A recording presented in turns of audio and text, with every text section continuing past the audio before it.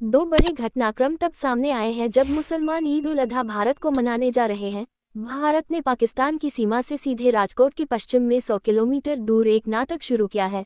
कराची के पास युद्ध के लिए एक बड़ी तैयारी करने जा रही है, जो एक सैन्य आधार पर व्यायाम करने जा रहा है। और इन सभी परिस्थितियों में अपने विमान को यहाँ नहीं भेजेंगे, कोई उड़ान नहीं जाएगी, कोई वाणिज्यिक विमान नहीं होगा और कोई अन्य विमान नहीं होगा। और आप कल्पना कर सकते हैं कि स्थिति कितनी महत्वपूर्ण है कि ये सभी अभ्यास केवल पाकिस्तान के दक्षिणी हवाई क्षेत्र के पास आयोजित किए जा रहे हैं। आप कल्पना करें कि वे कराची को लक्षित कर रहे हैं और ईद से पहले बस समय की जांच कर रहे हैं। ईद से ठीक 2 दिन पहले ही वे एक सैन्य अभ्यास करने जा रहे हैं, जो कि ईआईडी पर हमला कर सकता है और आज आप पर हमला कर सकते हैं क्योंकि वे ईद पर हमला कर सकते हैं, क्योंकि आज आप ईद पर हमला कर सकते हैं, क्योंकि आज आप ईद पर हमला कर सकते हैं, क्योंकि वे ईद पर हमला कर सकते हैं। और पूरी बात यह है कि आईपीएल को रद्द करने की कोई आवश्यकता नहीं है, अपने साथियों को स्थगित करने की आवश्यकता नहीं है और टीमें इन सभी परिस्थितियों में लौट रही हैं। उन्होंने समय को याद किया है कि 2 दिन पहले ईद इजराइल भी इस अभ्यास को करने के लिए उपयोग करते थे। जब वे हमेशा ईद को जश्न मनाते थे तो ईद को जश्न नहीं करना था।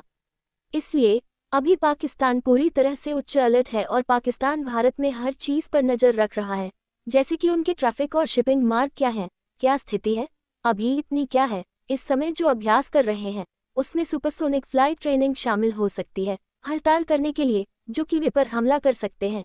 ये सब कुछ नहीं कर सकता है समय।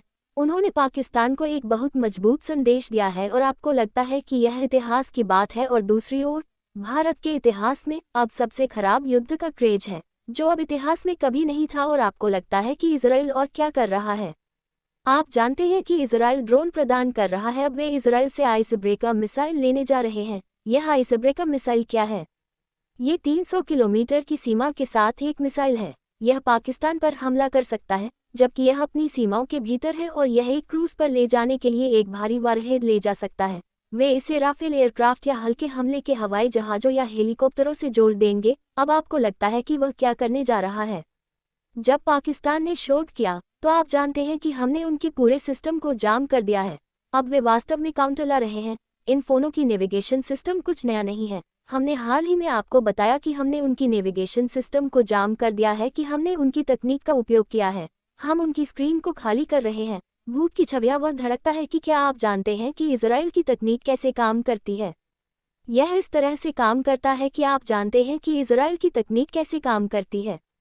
यह इस तरह से काम करता है कि ये दुनिया में हर किसी से आगे जाने की कोशिश करता है और इसमें कोई संदेह नहीं है कि हमारा दुश्मन है, लेकिन वे अच्छी तरह से तैयार हैं। और आप सोचते हैं कि कभी कभी ऐसा लगता है कि वे हमारे धर्म को अधिक समझते हैं, कि वे इस्लाम को समझते हैं, कि वे अपने आप को पूरी तरह से तैयार करना चाहते हैं, जो कि एक स्थिर रूप से एक स्थिरता है पाकिस्तान। और इस सभी स्थिति में वे इसे अलग अलग विमानों के साथ उपयोग कर सकते हैं। इसका क्या मतलब है?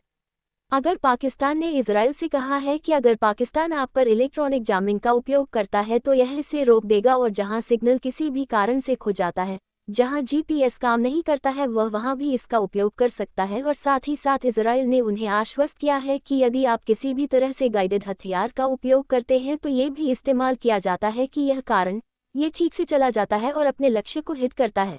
इसमें एक कृत्रिम बुद्धिमत्ता प्रणाली स्थापित की जाती है जो ये करता है। ये लक्ष्य को एक दिशा देता है कि आपको किसी विशेष लक्ष्य को जाना है और फिर हिट करना है, और फिर यदि सिग्नल खो जाता है तो इसे लक्ष्य को लक्षित करना होगा। इसलिए यह स्वचालित रूप से लक्ष्य की पहचान करता है। और यह बहुत ही खतरनाक है, और यह बहुत ही खतरनाक है, और यह बहुत खतरनाक है कि यह बहुत ही खतरनाक है।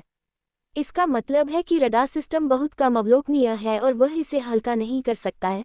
इसलिए इस स्थिति में इजराइल ने इसे इस तरह से विकसित किया है कि यदि आप इसे हिट करते हैं तो रक्षा प्रणाली काम नहीं करेगी। भले ही जीपीएस सिग्नल चालू हो, फिर भी यह काम करेगा, कि यह हर तरह से काम करेगा, ताकि इजराइल ने उन्हें आश्वस्त कर दिया कि यदि आप पाकिस्तान पर हमला करना चाहते हैं तो वे इजराइल से लेना चाहते हैं।